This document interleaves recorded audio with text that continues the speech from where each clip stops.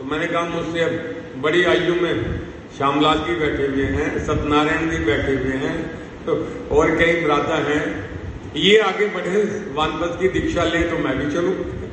तब मुझसे धीरे से बोले, अरे कई बार है ना लाइन तोड़ करके टिकट लेना पड़ता है। अब ये शब्द जो उन्होंने कहा, इस शब्द ने मेरे हृदय को छुआ और मैं जब भी संध्या में बैठता तो वह शाम ये शब्द मुझे पकड़ लेता, लाइन तोड़ करके टिकट ले। ज्यादा भाषण नहीं दिया उन्होंने, ज्यादा वानप्रस्थ के ऊपर चर्चा नहीं की, इतना ही कहा कि लाइन तोड़ करके टिकट लेना पड़ता है।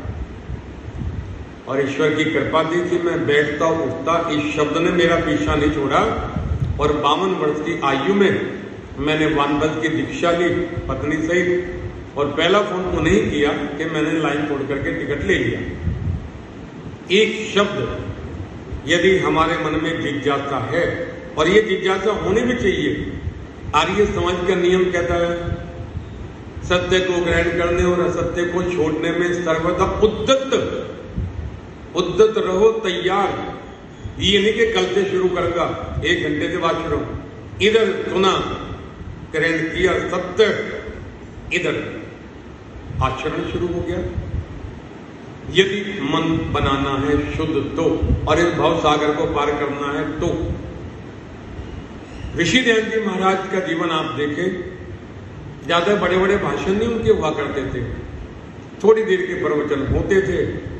ऐसा ही एक प्रवचन चल रहा था, अगले दिन भी कार्यक्रम होना था। इस कार्यक्रम में पहले भजन उपदेशक नहीं आते थे, भजन नहीं होते थे, केवल प्रवचन हुआ करते थे। अब ऋषि ध्यान जी महाराज का प्रवचन होना था। एक नौजवान उनकी सभा में आया, पिता ने कहा क्या, जैसे आजकल कहते हैं पिता, अरे कभी तो आर्य समाज में जाया करो, सुन लिया करो, दूर दूर से विद्वान आते हैं, अब जिनका सौभाग्य होता है वो आ जाते हैं। ये संसार के काम धंधे चलते रहेंगे, ये खत्म होने वाले नहीं हैं। जब तुम नहीं थे संसार में, ये संसार जब भी चल रहा था, तुम हो, ये जब भी चल रहा है, तुम नहीं रहोगे तब भी चलता रहेगा। कितने लोग चले गए संसार से, किसी को कोई फर्क पड़ा?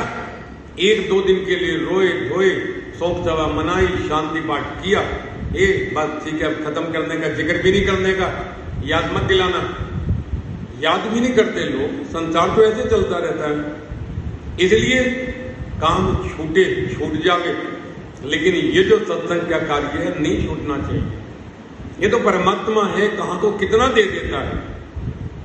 मेरे गांव में कुछ लोग जो कहते थे कि हम ज्यादा मेहनत करते हैं, पुरुषार्थ करते हैं, प्रातः 3 बजे उठ करके अपने बैल आदि ट्रैक्टर लेकर के वो खेत में काम करने निकल जाते हैं। एक व्यक्ति और थे, जब वो निकलते थे तो वो उठता था ब्रह्म मुहूर्त में, स्नान आदि कर करके, और वो ध्यान में बैठ जाता था, उपासना करता था, प्रभु की संध्या करता था। और ये 5 बजे अपना ट्रैक्टर बैल लेकर के चलता था। वो लौटते हुए मिलते थे इसे, तब इस पे हंसते थे, ये अब चले हैं भगत जी, हम देखो खेत का इतना काम कराए और ये अब चले हैं। ये व्यक्ति कहता था, तुम जिस खेत को जोत करके आए हो, उस खेत का मालिक जो परमपिता परमात्मा है, जब तुम गए थे मैं उसकी उपासना में था, उपासना करने के बाद मैं अब निकला हूं, आप कार्य करूंगा, सूर्य उदय होने वाले भी हैं।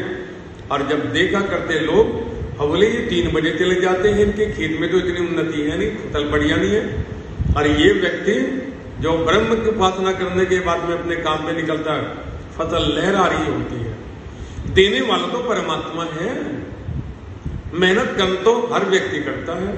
अगर मेहनत की बात देखें, हम लोग इतनी मेहनत नहीं करते। मैंने देखा सैदपुर के बाहर रात से लगे हुए हैं सड़क बनाने पे, सीमेंटेड, सारी रात लगे हुए हैं, लेकिन रूखी सूखी खाते हैं, कहाँ सोते हैं, क्या स्थिति है। यदि मेहनत करने से मिलता तो उन लोगों को अधिक मिलता, लेकिन नहीं, देने वाला तो परमात्मा है। इसलिए 10 काम छोड़ो सत्संग में आओ, 10 काम छोड़ो यज्ञ में बैठो। परमात्मा कहां से देते?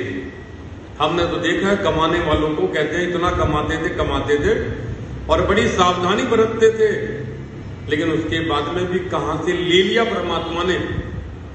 और अब परेशानी में है।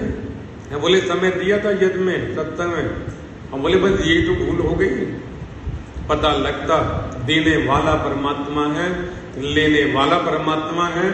इसलिए अपनी दिनचर्या यज्ञों की, साधना की, उपासना की, योग की, सत्संग की, इसे करनी ही चाहिए।